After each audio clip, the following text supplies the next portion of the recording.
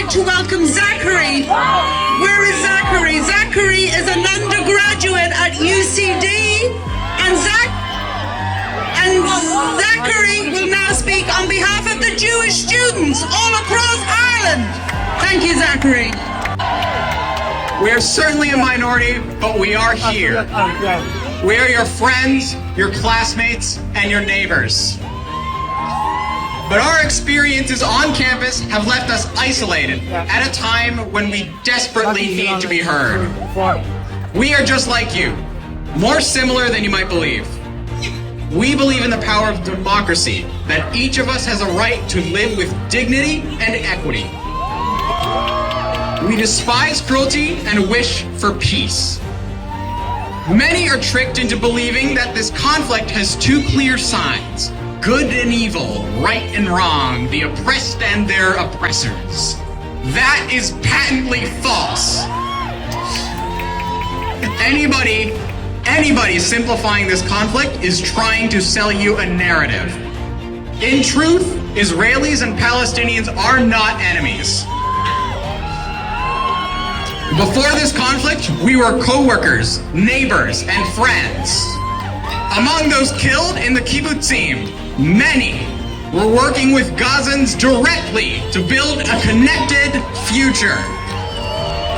Do not think for one moment that our enemies are the Palestinians. Our enemies are extremists, those who pull us apart, those who revile the existence of Israel or the dignity of the Palestinians. As Jews, we mourn for the innocent civilians and collateral damage caused by the war. We want this war to stop, the suffering to end, and to be reunited with our loved ones. We reject the spilling of innocent blood by extremists, be they Israeli or Palestinian. Nor do we want any demagogue's toxic rhetoric to tarnish our reputation on the global stage.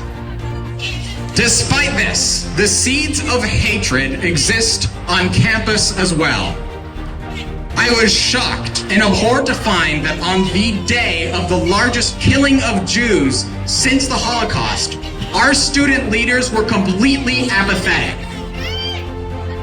That as the dead bodies of our friends and families were still warm, Trinity SU head Laszlo Molnarfi simply said that Palestinians have a right to resist.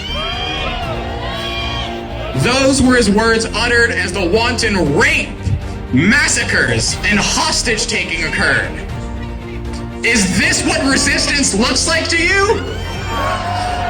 When you chant globalize the Intifada, is that what you're looking to globalize?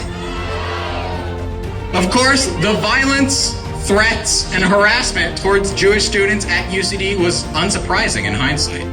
The student union and their members remained completely apathetic towards us, our well-being, and our security. Merely days after the massacre, while we were still in mourning, the student union held a protest, holding the flag of the PFLP, the terrorist organization that massacred, kidnapped, and raped our friends and families. They stood with them. Such tacit endorsements of terrorism and extremism are completely unacceptable. The validation of sexual violence, torture, and execution against civilians has no place in our society. We must stand together as students, as a democracy, to condemn extremism wherever it sprouts. To come together and say, Martha Niriata, when you stand in support of the PFLP, you do not speak for us. Miranda Bauer, when you call for a one-state solution, you do not speak for us. And Laszlo Molnarfi, when you excuse the attacks and validate them, when you excuse the atrocities of October 7th again and again, you do not speak for us! The term Zionist has been weaponized by those who seek to stoke division. Anti-Semites have been using the term as a dog whistle, a a sanitized slur for Jew. They will say that Zionism and Judaism are two separate things, one conditionally acceptable without the other. Let me clear up something for you. That is to completely and utterly misunderstand our history. A Zionist is anyone who believes that Jews have the right to self-determination, that Jews, like the Irish, like the American, and even like the Palestinians, deserve to have a state to call home. It does not mean you endorse violence, colonialism, or apartheid. All it means is that you think Israel should exist and continue to exist. Thus, being a Zionist and a pro-Palestinian is not contradictory. In fact, it is a necessity for supporting a two-state solution. If you wish for a meaningful, lasting, and realistic peace, you are a Zionist and must be a Zionist. When the SU supports encampments with signs and slogans calling for death to Zionists or a third intifada, they are not only reinforcing discrimination, they are disengaging from dialogue and ensuring that compromise will never occur. It is this term, compromise, that extremists abhor, because compromise allows us to see a problem from the other side. Compromise is the secret sauce that allows democracy to flourish.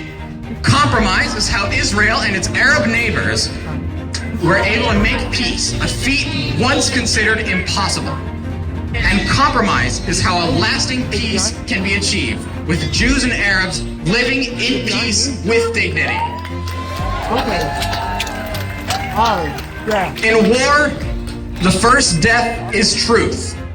We are in an age of disinformation, which is rapidly propagated on social media. Extremists are bolstered by content bubbles that push only one narrative. For many students, this is their first time seeing footage from a conflict. This often results in very understandable emotional outcries. However, those emotions are easily taken advantage of. To all students, beware of those selling you an enemy. For us Jews, this conflict is not just a fun political cause to stand behind for social clout. This is something that we have been dealing with for the entirety of our lives. It is not a luxury we can afford to look away from.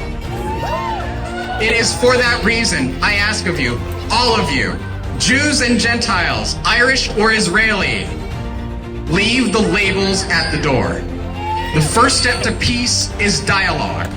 Look up from your phone, past your preconceptions, and listen. Our greatest strength as a democracy is our ability to work together with one another through complex issues for the benefit of all. Extremism wins when we no longer see our neighbors as equals. And when extremists win, everybody suffers. We must be able to stand with one another. When we work in each other's best interests, we all win. While it may seem distant, I believe in hope and peace.